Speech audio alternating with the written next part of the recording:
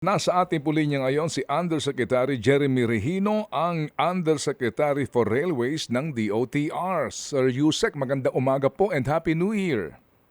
Happy New Year po sa ating mga tagapakinig at tagapanood po. Happy New Year din po sa inyo, Manong Ted at DJ Chacha. Salamat sa panahon po, Yusek. Ano ho itong ginawa pong patalastas ng DOTR? Kayo po'y humihingi po ng turing sa sino man pong makapagbibigay ng consultancy job sa departamento para po dito nga sa MRT-7 project. 573.65 million ang binabanggit yung posible daw po maging budget para dito.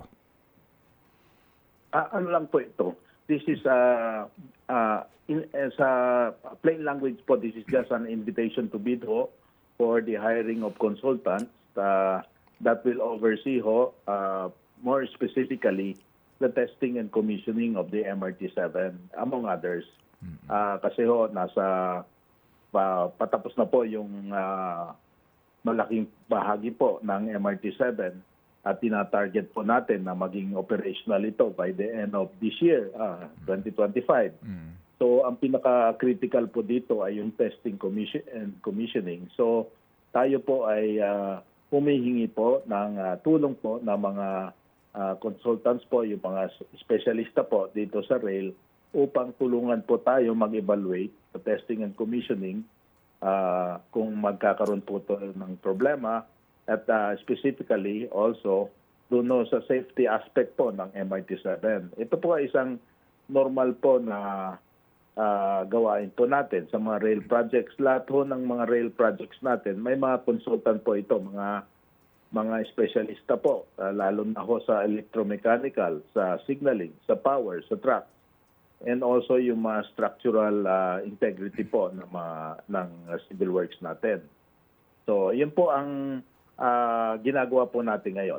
Opo. Testing and commissioning alone, wala po ba doon sa inyo pong bid invitation na nagsasabi din na kung maaari ay isama yung review design sa mga changes sa MRT-7? Kasama din po yun. Siyempre po, doon sa testing and commissioning natin, kailangan ho nilang mapag-aralan po. Lahat ho ng aspeto ng original plans, yung mga changes and design, including variation orders, at kasama din po sa pag-aaralan po nila is yung cost ho, yung kung magkano ho yung design changes, yung cost implications ng design changes as well as variation orders, kasi kailangan ho natin i-report sa NEDA ICC po itong mga pagbabago po. Testing and commissioning, pero hindi maitatanggi na kasama na din dito yung binabanggit nyo na pag-aaral doon sa design changes, pati po yung cost na kaakibat nito para po sa kabuuan ng proyekto ng MRT-7, sir, right? Yes po, tama po. Sige, okay. So, testing and commissioning muna pag-usapan po natin. Ito pong budget na ito, saan kayo humugot nito, sir? Saan po nanggagaling ito? Ito po ay shouldered po ng proponent sa SMC po. Ang panggagalingan po ng gastos nito. Gastos po ng SMC itong pag-hire po natin ng consultant. Kumbaga, third-party consultant ito, ganon? Opo, parang ganon na po. Okay. So, although sir, they will be under the supervision of DOTR, basically po. Okay. Testing and commissioning, so maari ba nating sabihin, sir, na sa ngayon, ang buong, ito muna, sa buong 14 na istasyon ng MRT-7, hanggang saan po ang kanilang trabaho doon sa testing and commissioning muna? Kung saan ho tayo magpa-partial operations, unang-una, pinakamahalaga ho sa lahat yung depot, yung control center. Pagkatapos ho yung ating signaling at saka power supply, yung testing and commissioning ho ng rolling stocks, yung pagkukumpuni po ng mga truck works natin, yung mga sariles po, at saka po, syempre ho, yung structural integrity po ng buong sistema po. Opo. So, partial opening. Ngayon ho, sir, kasi sa ating huling interview, if you recall, ang ating pong, kumbaga, ang ating best case scenario ay 2025, meron na po tayong partial opening po ng MRT-7. Sa ngayon ho ba, saan po Opo. ito? Saan ho ba ang portion po ang posibleng mabuksan na ngayong taon, kung sakasakali? At tina-target po natin, best case scenario po natin is from Sacred Heart hanggang North Avenue. So unless magkaroon ho tayo ng mga aberya ho dito, we're looking at mula Sacred Heart to hanggang North Avenue. Okay, yan po ang best case scenario, no? From North Opo, Avenue opo, EDSA hanggang Sacred Heart Station. Station 12, kumbaga. Opo. Okay. So, so far ho ngayon, as we speak, meron na ho bang civil works actually po sa sinasabing posibleng maging temporary final station na Tala Station sa Caloocan, Station 13 hanggang Station 14 dito po sa target to na maging final station sa San Jose del Monte, Bulacan? Sa Tala po, ongoing po ang full blast ang construction sa Tala Station. Sa San Jose, Bulacan naman po ay preparatory stages pa lang po tayo. Ibig po sabihin ng preparatory stages, we're finalizing the alignment, we're conducting parcellary surveys, we are conducting soil tests, concept designs at sa preliminary designs based on the soil test, collation of documents. Yung mga yun po ang nasa yugto po tayo. Cost estimates, nandun po tayo sa yugto ng San Jose del Monte Station po. Opo. Meron na ho bang actual na lokasyon ang final station nito, Station 14 sa San Jose del Monte, Bulacan? Meron pong final location po. I'm sorry, I'm not aware of kung anong barangay po ito. Hindi ko kabisado yung pangalan, pero along Quirino Highway din po ito. Okay, pero yan ho bang final station na yan nangangahulugan ng additional commute para po sa mga mananakay po ng tren natin? Considering nga po na yung kanyang original na station ay kumbaga seamless na po ang transportasyon all the way going to the north. Well, in a sense, additional commute pa rin po yon kahit kung saan ho tayo sa San Jose, kahit dun ho sa original na paghihintuan po natin sa San Jose sapagkat isa pa lang ho ang istasyon natin sa San Jose. Ang ideal po is tuloy-tuloy po sana ang tren natin hindi lang sa San Jose kundi pati po sa mga karating bayan po. So ito po ay parang dinadala lang po natin kaya meron ho tayong pinaplanong intermodal terminal ho dito. Nandiyan ho yung mga bus, nandiyan yung mga jeepneys para lahat ho ng papunta ho ng Bulacan from that side of the portion po from Metro Manila and yung mga taga Bulacan from that side papasok ng Metro Manila ay stop and go ho sila from San Jose, Bulacan. Yun nga po. So, yun ho bang ating supposed to be identified na final station location? Ito ba yung inirekomenda ng LGU ng San Jose del Monte, Bulacan? Hindi po. This is a consensus po among all parties concerned po. The LGU, SMC, the proponent, and DOTR po. Opo. I'm sure kayo po ay nakapasyal na sa location nito. Ano ho, Yusek, itong sinasabi nyo na ngayon po ay final station location, di po ba? Opo. Okay, opo. So, gaano kalayo yan sa city proper kung saan nga sana naandor po yung intermodal natin na area para po sa easy commute ng ating mga mananakay ng MRT-7? Gaano kalayo yun? Pa siguro ito, mga 3 kilometers pa siguro po. Yun, more or less. Okay, so nangangahulugan talaga, sir, dito ho sa pangyayaring ito, walang choice ang mananakay kung hindi po magdalawang sakay. Kumbaga, pagbaba mo doon, para ka magpatuloy sa biyahe mo sa amang destinasyon sa Bulacan o sa Norte, talagang wala kang masasakyan agad-agad doon na magkokonekta sa'yo, di po ba? Opo. Yan po ang realidad, Yusek? Yun po. Opo. Opo. Kasi hindi ho naman natin maitatanggi itong mga pangyayaring ito. O sige, so sa ngayon po sir na identified na po ang final station nito, wala na po talaga itong aberya as in yung LGU, hindi na po magreklamo dito. magkakaroon na po ng actual na civil works dito? Opo, opo. Full steam ahead na po tayo dito po. Opo, nagsisimula na po ang civil works mismo sa Station 14? Hindi pa ho. Nasa preliminary works pa lang ho tayo. Nasa design stage tayo. Preliminary soil testing po. Concept design. Yung mga partially surveys po. Collation of documents. Okay. Nandun ho tayo sa at saka cost estimates po. Nandun ho tayo sa yugto na yan po. Okay, sige. Ang full construction stage ngayon, yung Station 13 sa Tala. Opo, opo. Ongoing full blast po ang construction doon po. Kaya sobrang traffic doon po. Okay. So meaning, maaari po kapag tayo pinalad, magandang panahon, walang aberya, maaring matapos natin from North Station, Station 1, all the way to Station 13 sa Tala. Ang tala ho is around 2026 po. Ang best case scenario ho natin is end of 2026. Okay. Opo. Pero yung from Sacred Heart po, sa Lagro Novaliches po, ano yun yan? Dire-diretso hanggang North Avenue, yan ang best case scenario natin po. Opo. Sacred Heart, papunta ng North Avenue. So yung Sacred Heart to Tala, may linya na po ito, may poste na po ito, di po ba? Opo, opo. Okay, Nakatayo na po yung mga station dito po. Okay, sige. And then, yung pong distansya nito po kasing dyan sa Tala, Caloocan, Station 13, papunta ng final station nito, mga 5 kilometro to, di ba? Papunta saan po? Papunta ho sa Station 14 sa San Jose del Monte, Bulacan, mga 5 kilometro? Kulang po ng 5 kilometro Yes, po. more or less, ano po.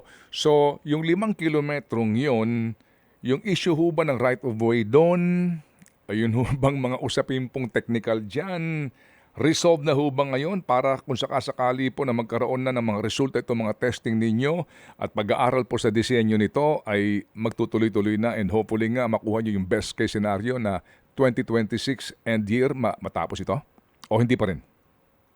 At may mga private na lote po na dadaanan. Nandito ho ito po yung sinasabi ko pong preliminary stage po tayo. Nasa conducting ho ng documentation at saka partially survey po. Yung mga lupang tatamaan po, we have to, magkailangan ho natin ng technical description ng mga meets and bounds nung kakailanganin natin lupa po. At saka kung may structures po tayong tatamaan dito ho sa alignment na ito po. So, So, hindi pa ho tayo, nasa unang yugto pa lang po tayo ng right-of-way acquisition dito sa private lots na tadaanan po.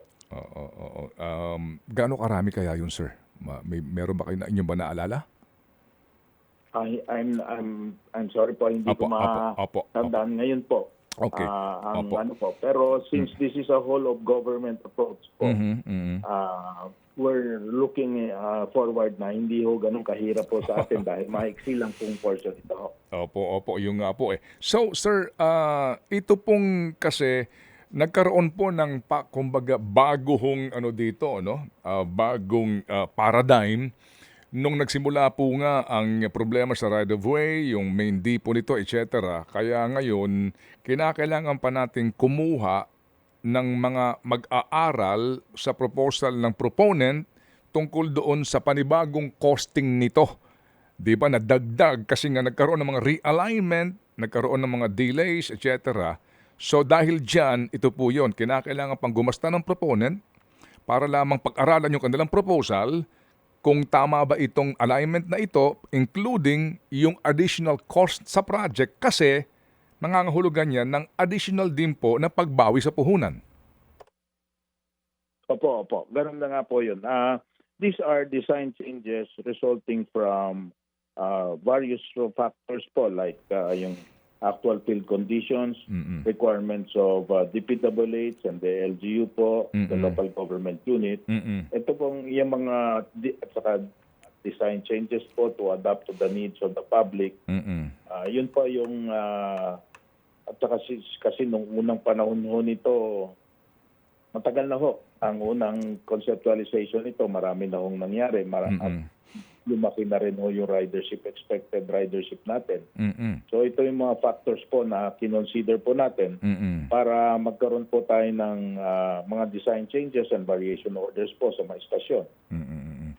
Kaya po ginagawa yung pag-aaral na yan kasi definitely yung pamasahe po dito na pinag-uusapan pa nung una mga estimates, definitely magbabago na po ito. Opo, in a sense po kasi ho, Mm-mm. yung original plan ho dito 2021 operational na tayo, 2025 na po ngayon. Mm-mm. So siyempre po yung halaga ng piso ngayon ho at saka yung halaga ng pagtatayo ng struktura ay nag-iba na po. Mm-mm. Opo, opo. Naintindihan nga po natin itong mga ganito pong unforeseen events, no? Kaya po itong ating sitwasyon. So sir, sa ngayon po, anong part ng proyekto ang kinakailangan pa ng panibagong NEDA ICC approval? Lahat ho ng mga changes ho, pag ito pagsasamahin ho natin, ay kailangan ho i-report ito sa NEDA po. So ito ay pinaghahandaan ho namin po. Oo, kasi... Pati ho yung pag-changes, pagpalit ng depot, hanggang dun sa pag-design changes ng mga estasyon, yung additional cost, yung change ng location ng San Jose del Monte, lahat ho ito ay kailangan bumalik ko kami sa NEDA ICC po para dito po. Opo, opo. Ano po ang modality ng proyektong ito, sir?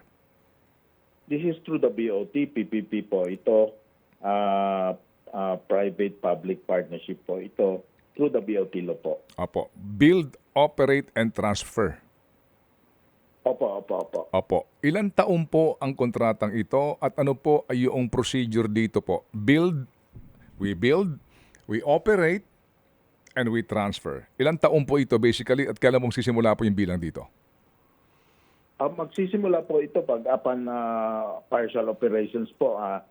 I'm sorry po, I'm not familiar with how many years po yung kung itong kontrata to, kung gaano katagal po. Pero meaning po, ito po ay itatayo ng SMC infrastructure, ito'y pagaganahin nila, they have to recover po ang kanila pong puhunan, and then eventually they will transfer the ownership of the rail of the system to the government. Opo, ganun po. Opo, that's the concept Pagkatapos here. po ng concession period po. Ayan, opo, yan nga po yung BOT, PPP po ito. Okay, so sir, Opo. sa ngayon po, meron kayong imbitasyon sa mga consultants sa pwede pong tulungan po dito ang kagawaran. Ano po ang timetable nyo po dito? Gaano po ito ka-importante? At ngayon ho ba meron na interested parties? At ngayon po, kasi kasi simula pa lang ho ng taon, so we're expecting na ang deadline ho ng submission is end of January. So doon ho natin talaga malalaman ho yan. Dahil nagkaroon ho tayo ng Christmas break. So malamang ngayon pa lang ho pag-aaralan ng mga consultancy firms. This is an international invitation po. And ang timetable po natin by the second quarter po, i-award na po natin to at mapirma ng kontrata. Opo. And again, ito ho ay babayaran ka ninyo ng proponent. Sa ngayon po, nasaan ang depo po nito? Nasa Tala po ba ang depo nila? Nasa Lagro po, sa may Sacred Heart I'm po. sorry. Nasa Lagos Quezon Second Heart City po. area. Opo. Opo, malapit po sa Tala ho. Opo, Boundary po ng Caloocan at sa Quezon City po. Opo, and I'm sure kayo po ay nakapunta na doon sa mga bagon nila, di ba? At inyo na po na inspeksyon. Opo. Opo. Ito ho bang mga bagon nito ay pareho lang po ng MRT3 existing or LRT2 na pareho lang ang sukat at lapad nito, ang disenyo nito? Opo, mas malaki lang ho yung MRT2. Katulad lang po ito ng MRT3 and Line 1. Electrified din ho ito. Basically ho, it's the same kind of rolling stock ho na we see on Line 1, Line 2, and Line 3 po. Opo. Dumating na ho ba ang mga bago na pangangailangan po para po sa partial operation at least? Lahat? Mahigit kalahati na po ang dumating po. Yung lahat po ng kailangan natin bagon, 108 cars po, tapos na ho, natapos na ho ito. Pero yung iba nasa Korea pa po, for delivery na po itong mga ito ho. At dito na natin sila itetest and commission po.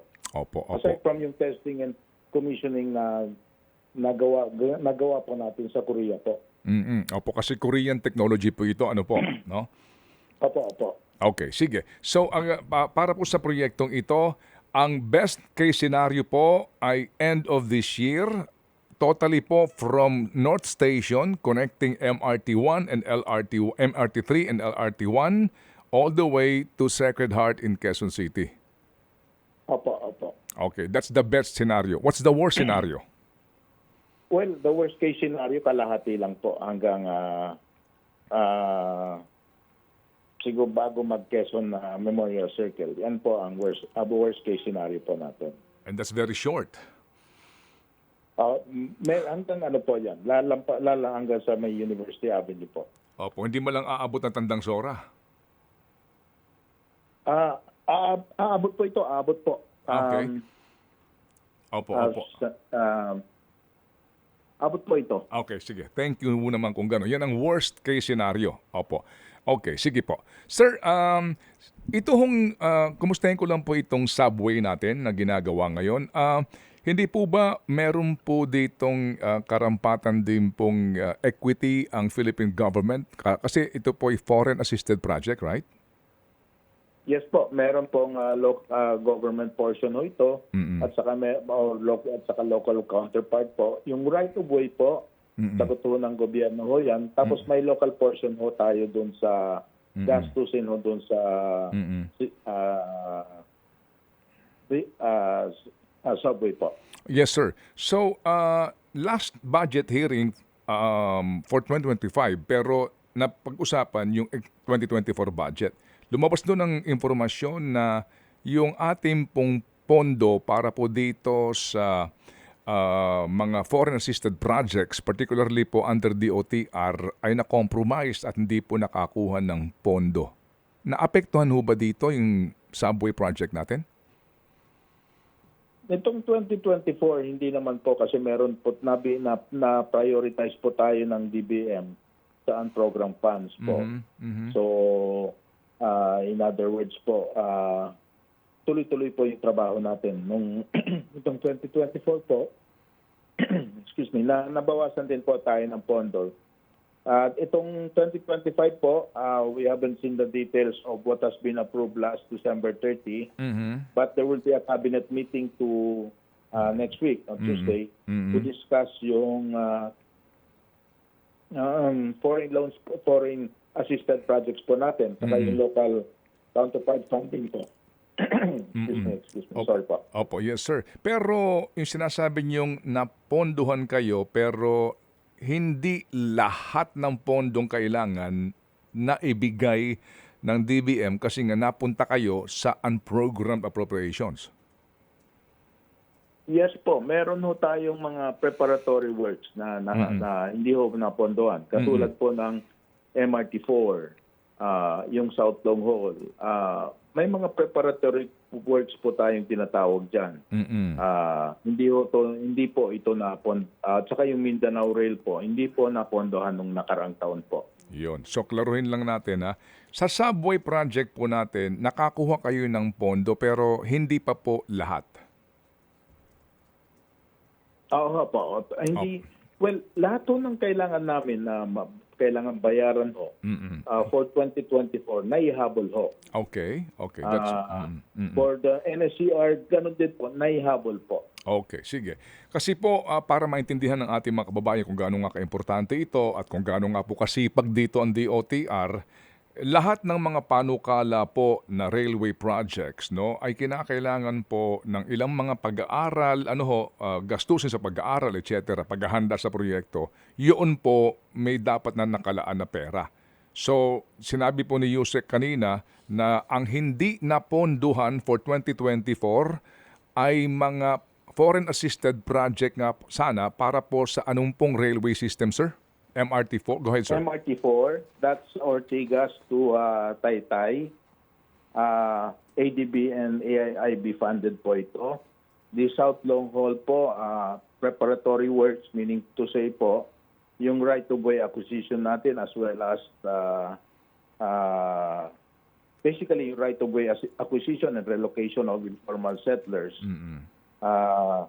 Doon po sa Mindanao Rail for the additional updated feasibility study po.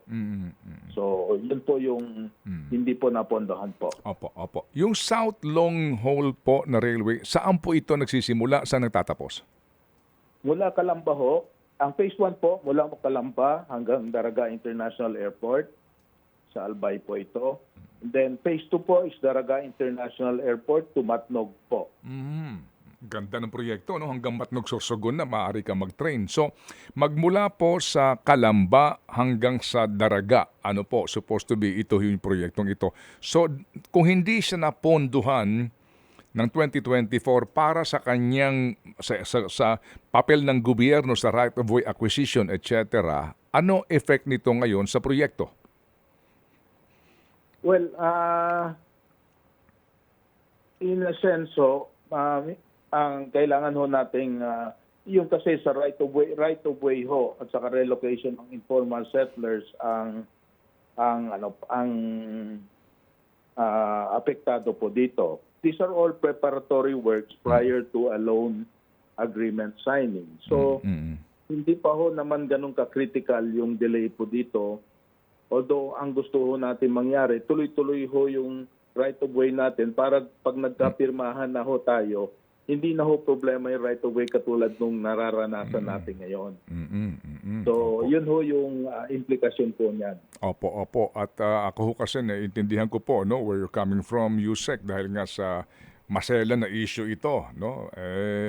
Ang punto po dito, importante po talaga ito kasi nga hindi po matutuloy yung pagpopondo sa perang ito sa ating uutangin kung wala yung preparasyon na sinasabi po ni Yusek. Mga magkano po lamang ang pinag-uusapan natin itong pera para nga sa South Long Haul na ito na ating trend papunta po from Calamba to Daraga? Naku, billion po ito. I know, I'm sure. Sa relocation na lang po ng informal settlers natin. Kasi yung PNR alignment po gagamitin din po natin. 60% ng PNR alignment gagamitin natin, i-relocate natin yung mga informal settlers. Malaking na po ito, malaking pondo na po ang kailangan dito. Saka of course, pagkatapos po natin i-relocate yung mga informal settlers, kailangan bakuran natin. Kung hindi, babalik. Back to square one po tayo. Opo. Naintindihan po namin. Talagang malaking halaga nga ito kasi nga major project po ito para po sa mass commuting natin. Pero Yusek, sa ngayon po, ano ang actual na sitwasyon natin? So kung hanggang saan lang po ang trend ng PNR ngayon sa South? Ang PNR ngayon ay tumatakbo sa Southern Tagalog, Calamba hanggang San Pablo. Pagkatapos sa Bicol, that is Sipocot hanggang Legazpi City. Within this year po, tatapusin ho nila yung buong linya. So, ibig sabihin, diretso na ho, pwede na ho yung mga lumang bago ng PNR sa pansamantala ho, mula Calamba hanggang Legazpi City po. Opo. Pero yun nga po, ito yung old system. Ano yun po? Old system. Yes po, mga lumang bagon po natin at mga lumang linya po natin ito po. Opo. Sige po. Ito ho, saan po tayo utang dito? Ano pong bangko ito, sir? Anong Japanese ba ho ba ito? Or Exim Bank? Yung South Long Haul po, yung bagong linya ho natin gusto natin itayo po, tinitingnan po natin yung AIIB, Asian Investment Bank po ito.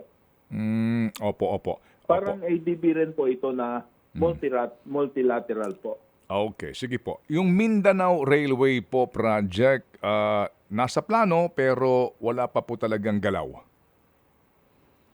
Opo, kasi ina-update po natin yung feasibility study. It's been quite a while po na nagkaroon po tayo ng feasibility study dyan. Opo, hindi ho ba, saan po magsisimula dapat ang Mindanao Rail? Saan magtatapos? Davao Digos po yan, area po. Opo, tama ho ba na magmumula po sana nga ito dito po sa Davao, dadaan ito ng Jensan, Cagayan de Oro, Iligan, Cotabato, hanggang sa...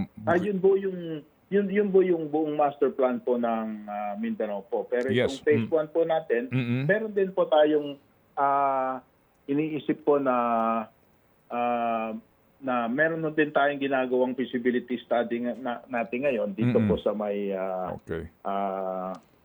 Cagayan de Oro po. Opo, opo. Papuntang Laguindingan Airport po. Meron din po dyan. Pero yung original na nasimulan na po natin is on from Davao Digos area po. Okay. Tagum, Davao Digos area. Opo, sige po. Ito pong ating North-South Commuter Railway, sir. Ito pong all the way papunta po sa Clark and hopefully nga po tatagpas hanggang Pangasinan. Kumusta po ang update natin, sir?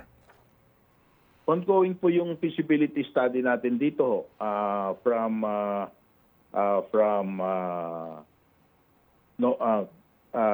Pampanga po up to the north po.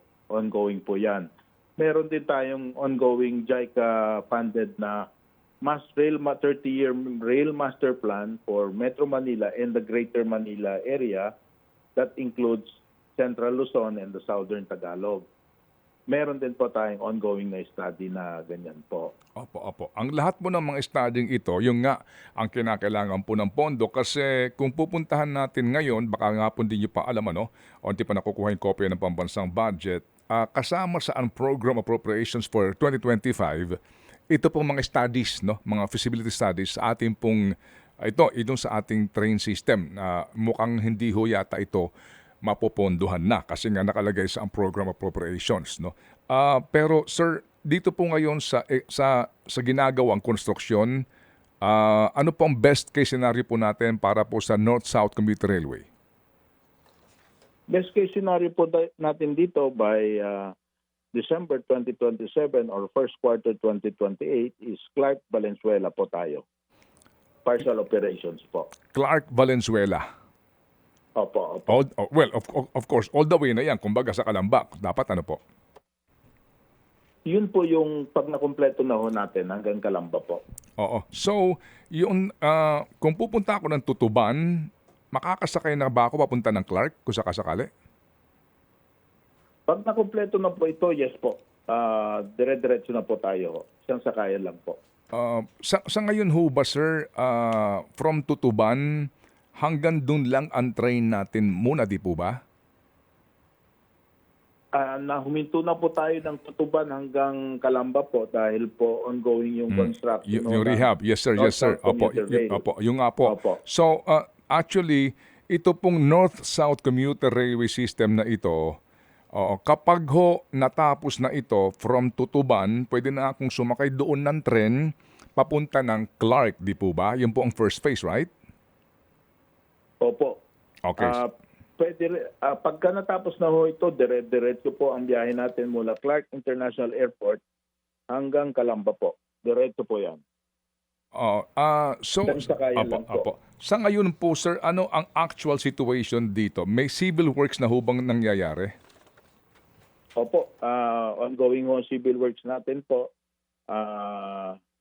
Iba't ibang yugto po sila. Ongoing right of way acquisition natin po.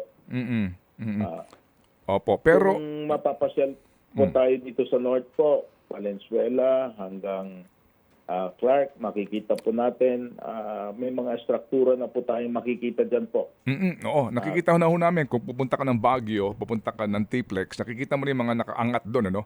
Ito ho yung linya nga. Opo, yes sir. Pero sa ngayon po sir, wala itong aberya at naponduhan po dito ang pera para sa right-of-way acquisition at saka ilang pang studies o natigil din po kasi nga napunta saan program ito?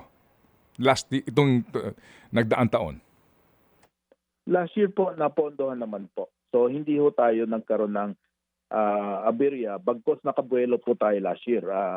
Tumaso ang right-of-way acquisition na accomplishment ho natin dito ho.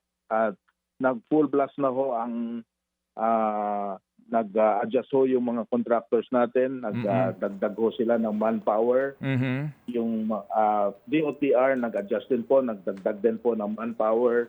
So tumaas ho yung accomplishment rate natin po last year po, 2024. Ay, salamat po naman. Pero sa actual na sitwasyon natin, ano po ang kayang ma-accomplish sa term ng presidente? Ang ano po dito, ang partial operations po is Clark to Valenzuela at saka all major structures nakatayo na po bago matapos ang term ng presidente natin po. So, yan po ang best case scenario. Opo, opo. Opo. Saan po tayo umutang dito, sir? Nagsama ho dito ang JICA at saka ADB.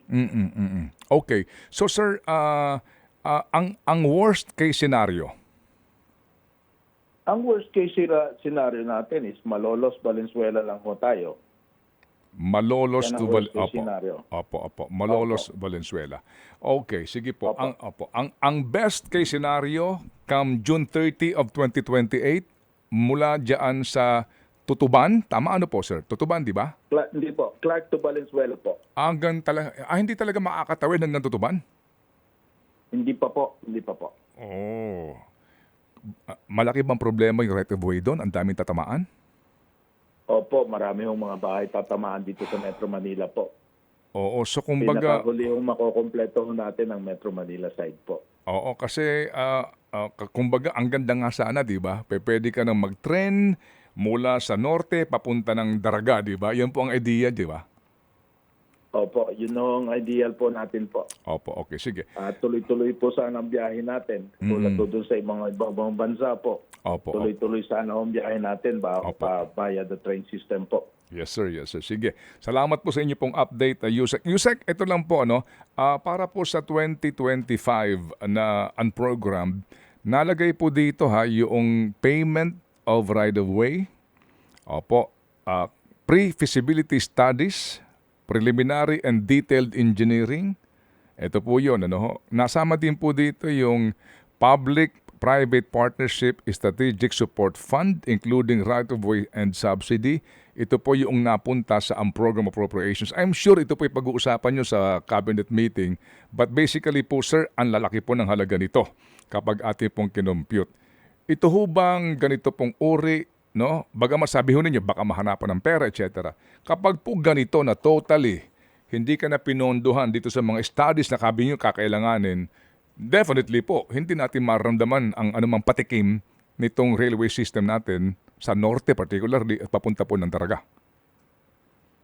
Ang mangyari ho, madidelay ho yung project kung hindi ho tayo mas magsususpende po. At saka tataas po yung gastusin natin, tataas ho ang halaga. At saka yung economic cost po nito, siyempre ho, nagbabayad tayo ng utang. Merong finance charges ho yan. So, kumbaga ho, luging-lugi ho tayo pag hindi ho mapopondohan yan. Opo. Yes, sir. Yan po ang end result. O sige, so Yusek Jeremy, salamat po sa inyong update. Kami po ay excited, bagamat may kaunti rin pong agam-agam dito nga po sa mga balitang ito. Sa katotohanan po lang naman na nangyayari. But we look forward po sa best case scenario, particularly po sa MRT-7. Salamat po, Yusek Jeremy. Salamat din po. Opo. Mabuhay po. Mabuhay po. And again, Happy New Year. Happy New Year din po. Salamat. po. Thank you.